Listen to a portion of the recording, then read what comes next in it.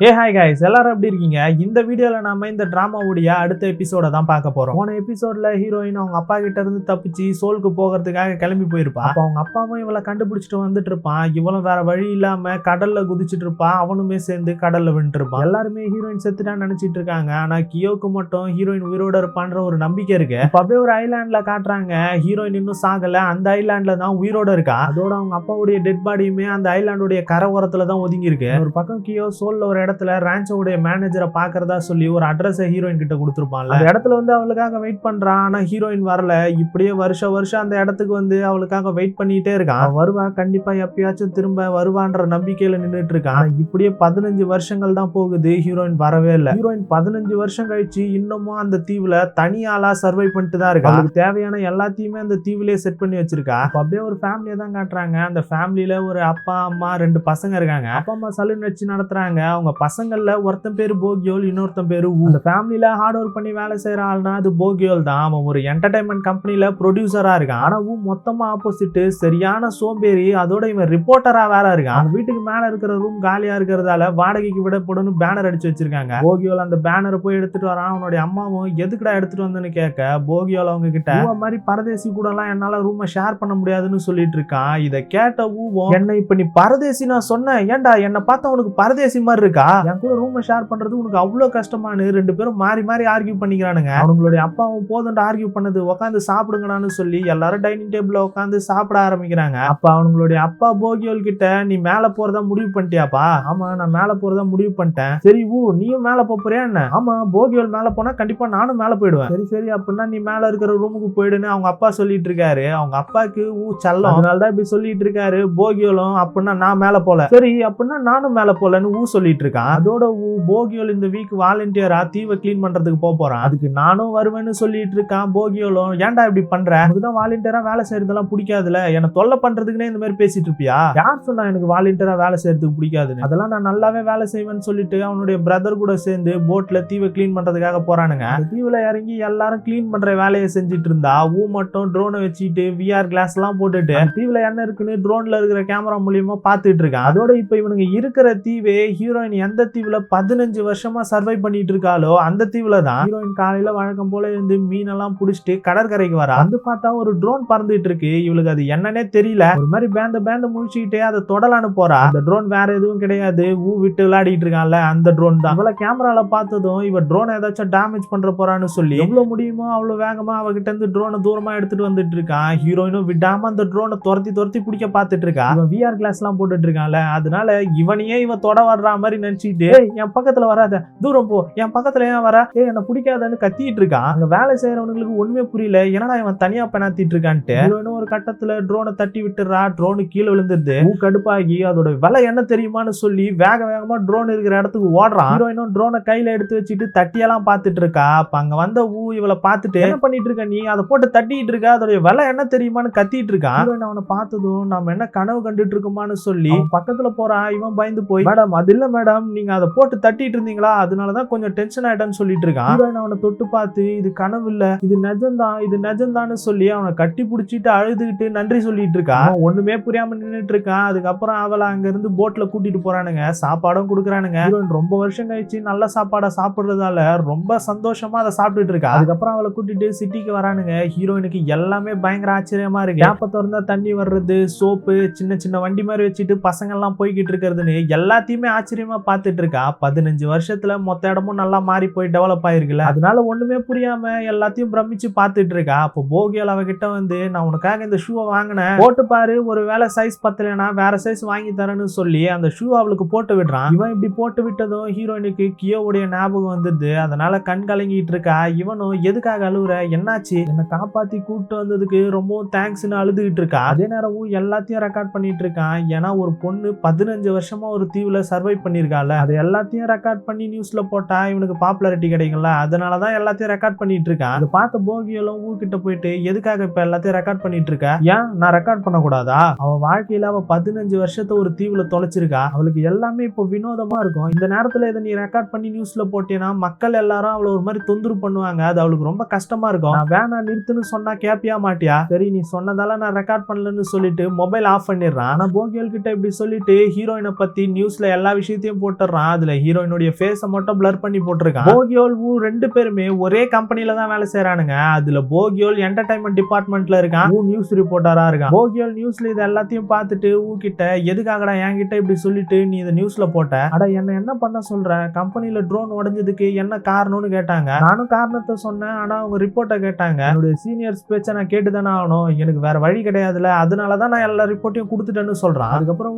ஹாஸ்பிட்டல்ல ஹீரோயினை பாக்குறதுக்காக போறான். அங்க போய் நர்ஸ் கிட்ட நியூஸ் வந்ததுக்கு அப்புறம் அவளை பாக்குறதுக்கு அவளுடைய ஃபேமிலி ஃப்ரெண்ட்ஸ் ரிலேட்டிவ்ஸ் யாராச்சும் வந்தாங்களான்னு கேக்குறான். நர்ஸ் இது வரைக்கும் அவளை பாக்குறதுக்கு யாருமே வரல, அவளுமே என்கிட்ட இதே கேள்வியை தான் கேட்டுட்டு இருக்கா. அதோட இன்னைக்கு நாங்க அவளை டிஸ்சார்ஜ் பண்ணலான்னு இருக்கோம்னு சொல்றாங்க. ஊவும் எது டிஸ்சார்ஜ் பண்ணலான்னு இருக்கீங்களா, அவ எங்க போவா, அவ அவளுடைய வீடு இருக்கிற ஐலாண்டுக்கே போறேன்னு சொல்லிட்டு இருக்கா. அவளுடைய வாழ்க்கையில அவ 15 வருஷத்தை இழந்திருக்கா. என்னதான் அவளுக்கு 31 வயசா இருந்தாலும் அவளுடைய மைண்டு மனசு எல்லாமே 16 வயசுலயே தான் இருக்கு. இதுக்கப்புறம் எந்த ஒரு ஹெல்ப்பும் துணையும் இல்லாம அவளுடைய வாழ்க்கையை எப்படி வாழ போறான்னு தான் எனக்கு தெரியலன்னு கவலைப்படுறாங்க. அதே நேரம் இன்னொரு பக்கம் ஹீரோயின் கூட உட்காந்துட்டு இருக்க பொண்ணு ஸ்மார்ட் போனை யூஸ் பண்ணிட்டு இருக்கா. இதை பார்த்து ஹீரோயினுக்கு சரியான ஆச்சரியம். இது என்ன என் போனை விட பயங்கரமா இருக்கு, இதுல டிவி எல்லாம் பார்க்க முடியுமான்னு கேக்குறா. அந்த பொண்ணும் இதுல டிவி பார்க்கலாம், இந்த பேரு வாய்ஸ் ரெக்கார்ட் பண்ணலாம், மியூசிக் கேட்கலாம், நம்மளுக்கு என்ன விஷயம் வேணுமோ சர்ச் பண்ணி பார்க்கலான்னு போன்ல இருக்கிற எல்லாத்த பத்தியும் சொல்லிட்டு இருக்கா. அப்ப நர்ஸ் அங்க வந்து உங்களை பாக்குறதுக்காக உங்களுடைய ஃப்ரெண்டு வந்திருக்காங்கன்னு சொல்ல ஹீரோயின் கியோன்னு நினைச்சிட்டு யாரு கியோவா வந்திருக்கான்னு கேட்க போறா. அப்போ ஊ அங்க வந்து நான் தான் வந்திருக்கேன் ஊன்னு சொல்றான். அதுக்கப்புறம் ஊ ஹீரோயினை கூப்பிட்டு அவளுடைய தீவுல விடுறதுக்காக கார்ல போய்கிட்டு இருக்கான். அவகிட்ட ஃப்ரெண்டு வராங்கன்னு சொன்னதும் நீ வேற ஏதோ ஆளை எதிர்பார்த்துட்டு இருந்த, ஆனா மன்னிச்சிரு நான் வந்துட்டேன், நான் உன்னுடைய ஐலாண்ட்ல கூட்டு போய் விட்டுறேன்னு சொல்லிட்டு இருக்கான். ஹீரோயினும் தேங்க்ஸ்னு சொல்லிட்டு இருக்கா. அதோட அவ கியோ இவளுக்கு ஒரு ஷூவை போட்டு விட்டான்ல 15 வருஷத்துக்கு முன்னாடி எஸ்கேப் ஆகும் போது, அந்த ஷூவை தூக்கி போடாம அவ கூடவே பேக்ல கட்டி வச்சிட்டு இருக்கா.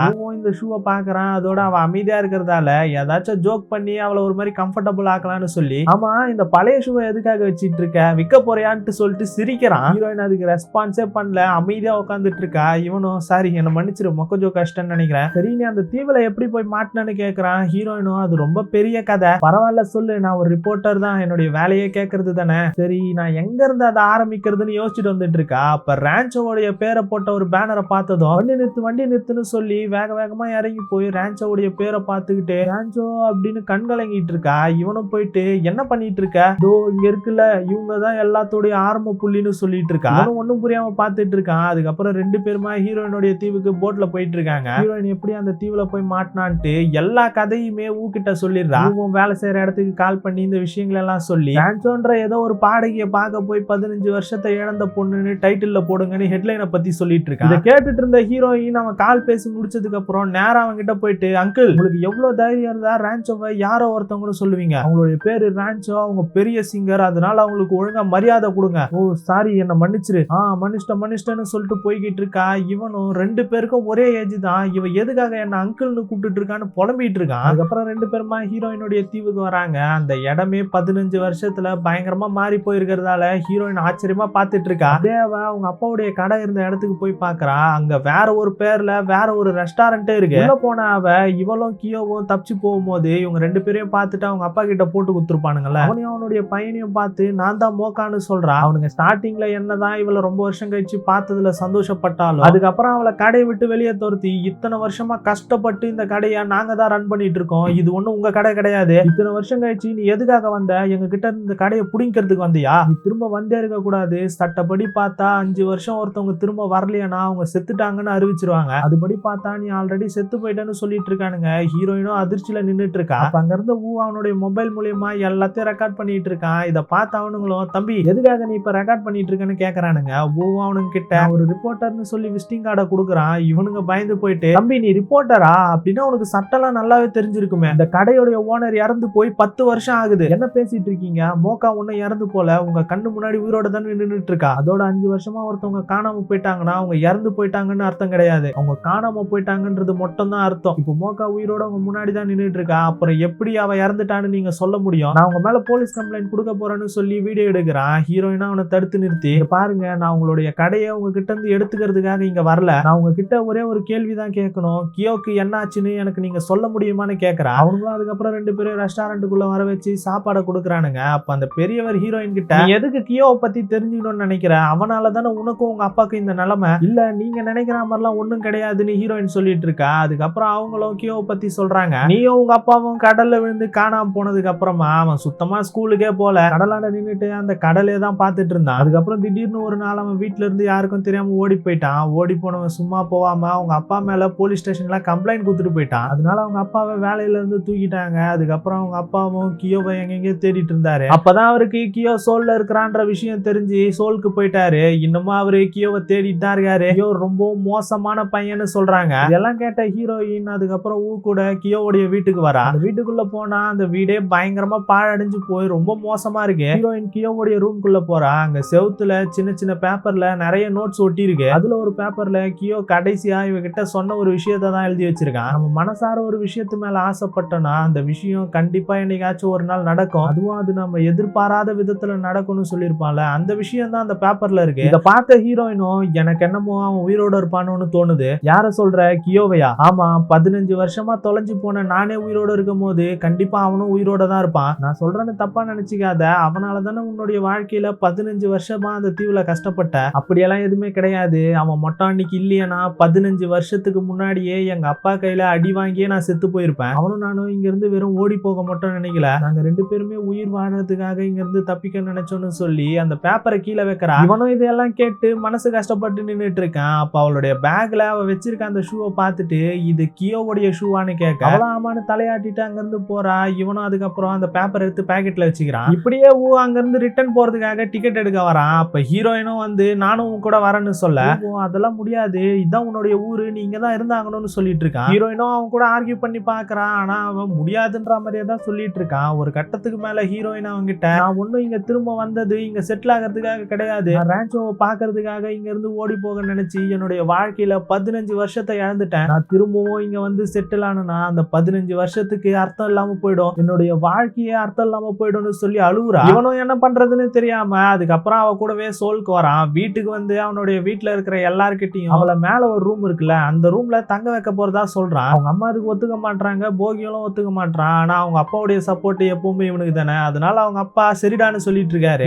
அவங்க அம்மா சுத்தமா ஒத்துக்காததுனால எதுக்காக இப்படி பண்றீங்க, நானும் போகியோலும் ஒரே ரூம்ல தான் இருக்கோம், மேல இருக்கிற ரூம் காலியா தானே இருக்கு, அங்க அவன் தங்கினா என்ன பிரச்சனை, எதுக்காக ஒத்துக்க மாட்டீங்கன்னு கேட்டுட்டு இருக்கான். ஆனா அவங்க அம்மா முடியாதுன்னே சொல்லிடுறாங்க. இவனும் போகியோல் நீ மேல இருக்கிற ரூமுக்கு மூவ் ஆக போறியா என்ன? ஆமா நான் மூவ் ஆகலாம் தான் இருக்கேன், அதுக்கு என்ன, சரி எப்ப போலான் இருக்க, அடுத்த வாரம் டியூஸ்டே போலான் இருக்குன்னு சொல்றான். இதை கேட்ட ஊகம் அப்படின்னா அது வரைக்கும் அவளை கூட்டிட்டு போய் மேல வைக்க வேண்டியதுதான் சொல்லி முடிவு பண்ணி யாருக்கும் தெரியாம ஹீரோயினை கூட்டிட்டு போய் மேல இருக்கிற ரூம்ல தங்க வச்சு பாரு போகியோல் அடுத்த வாரம் டியூஸ்டே தான் இந்த ரூமுக்கு மூவ் ஆகி வருவான், அது வரைக்கும் நீங்க இருக்கலாம், அப்புறம் லைட்டை மட்டும் போட்டுறாத, லைட்டை போட்டேன்னா எல்லாருக்கும் நீங்க இருக்கிறது தெரிஞ்சு போயிடும்னு சொல்லி விளக்கை ஏத்தி வச்சு அவளுக்கு சாப்பாடும் கொடுக்குறான். ஹீரோயின் சாப்பிட்டு இருக்கும் போது அவகிட்ட சரி நீ ரான்ச்சோவை பார்த்ததுக்கு அப்புறம் என்ன பண்ண போறன்னு கேக்குறான். ஹீரோயின் உடனே எதுக்காக நீ அடுத்து என்ன பண்ண போறேன்னு கேட்டுட்டு இருக்க, ஆமா நம்ம பெரியவங்களாயிட்டோம்ல அடுத்து என்ன பண்ணணும்னு யோசிக்கணும் தானே, உனக்கு ஒண்ணு தெரியுமா, நான் காணாம போறதுக்கு முன்னாடி எனக்கு சுகர் ஏஜென்சில இருந்து ஒரு கால் வந்துச்சு, அதுல அவங்க ரான்ச்சோ என்ன பார்க்க நினைக்கிறதா சொல்லி சோலுக்கு வர சொன்னாங்க. ஆனா அந்த டைம்ல நான் பயந்தேன், சோலுக்கு ரான்ச்சோவை பார்க்க போய் எங்க அப்பா என்ன கண்டுபிடிச்சு திரும்பவும் இந்த இடத்துக்கு கூப்பிட்டு வந்துட்டாருன்னா என்ன ஆகுறது, அதுக்கப்புறம் அவர் என்ன சும்மா விட மாட்டாரு, என்னுடைய பொருள் எல்லாத்தையுமே கண்டிப்பா போட்டு உடைச்சிருவாரு, இதெல்லாம் நினைச்சு பயந்து நான் வர முடியாது, அது ரொம்ப கஷ்டம்னு அவங்க கிட்ட சொல்லிட்டேன். கொஞ்ச நாளைக்கு அப்புறம் அந்த தீவுல போய் மாட்டிட்டேன். அந்த தீவுல இருந்த எல்லா நேரமும் நான் யோசிச்ச ஒரே விஷயம்னா அந்த போன் கால்ல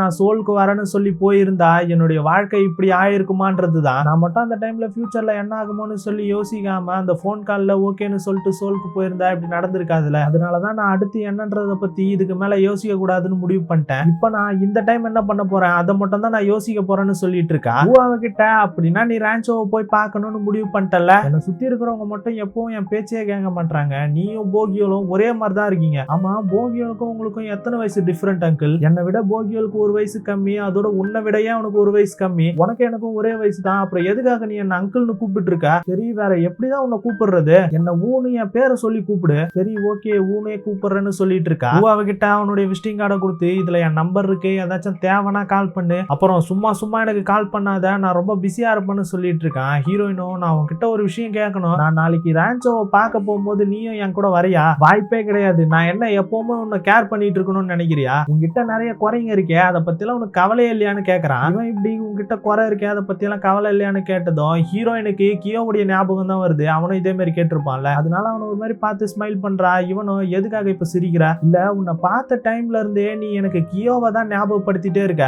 யாரு நானா, ஆமா எல்லாமே நடந்து முடிஞ்சு 15 வருஷம் ஆகுது, அதனால எனக்கு பெருசா எதுவும் ஞாபகம் இல்ல, ஆனா உன்னுடைய வயசு உன்னுடைய பர்சனாலிட்டி நீ பேசுற விதம்னு எல்லாமே எனக்கு கியோவா தான் ஞாபகப்படுத்திட்டு இருக்குன்னு சொல்றா. அதுக்கப்புறம் ஹீரோயின் சொன்ன எல்லா விஷயத்தையும் யோசிச்சுக்கிட்டு போகியோல் கிட்ட எனக்கு என்னமோ மோக்கா சொல்லிட்டு இருக்க அந்த கியோ நானா இருப்பணும்னு எனக்கு தோணுது, என்னடா லூசுத்தனமா பேசிட்டு இருக்க? ஆமாண்டா, அந்த கியோவுடைய வயசு பர்சனாலிட்டின்னு எல்லாமே எனக்கு ஒத்து போகுதுன்னு அவன் சொன்னா. இப்படி யோசிச்சு பாரு, எல்லாமே கரெக்டா இருக்கும்னு நினைக்கிறேன். நான் கியோவா இருந்திருக்கேன், நானும் மோக்காவும் ஃப்ரெண்டா இருந்திருக்கோம். அதுக்கப்புறம் பிரிஞ்சதுக்கு அப்புறம் நான் ஊவா மாறி இருக்கேன். ஆனா அவளை பத்தின மெமரி எதுவுமே எனக்கு இல்ல, ஏன்னா அவளுடைய மெமரி எல்லாமே எனக்கு மறந்து போயிருக்கு. எனக்கு தலையில அடிபட்டதுக்கு அப்புறம் ஹைஸ்கூலுக்கு முன்னாடி நடந்த எல்லா விஷயமே மறந்து போயிருக்குன்னு சொல்றான். போக்கியோல உடனே இது மெர்சல் படத்துல வர மாறனுடைய கதை. ஆமாண்டா, அததான் சொல்றேன், படத்துல வர்றதெல்லாம் நிஜத்துல நடக்குது பாரு. டேய், முதல்ல நீ அவ கூட சுத்துறத நிறுத்துறா, வர வர நீ ரொம்ப விசித்திரமா நடந்துட்டு இருக்க. சரி, நான் விசித்திரமா தானே நடந்துக்கிறேன்ற, அப்ப எனக்கு எக்ஸ்பிளைன் பண்ணு. எதை எக்ஸ்பிளைன் பண்ணோம்? என்னுடைய பேர் உண்மையாலே தானா? அது எதுக்குடா என்கிட்ட கேட்டுட்டு இருக்க? வேணும்னா போய் உன் ஐடி கார்டை செக் பண்ணி பாரு, உனக்கே தெரியும். நான் அந்த பேரை மிடில் ஸ்கூலுக்கு அப்புறமா தான் யூஸ் பண்ணிட்டு இருக்கேன். மிடில் ஸ்கூலுக்கு முன்னாடி என்னுடைய பேரு என்னவா இருந்துச்சு அதை எனக்கு சொல்லுன்னு கேக்குறான். இவன் இப்படி கேட்டதும் போகியோல ஒரு செகண்ட் யோசிச்சுட்டு, உன்னோட பேரு மிடில் ஸ்கூலுக்கு முன்னாடி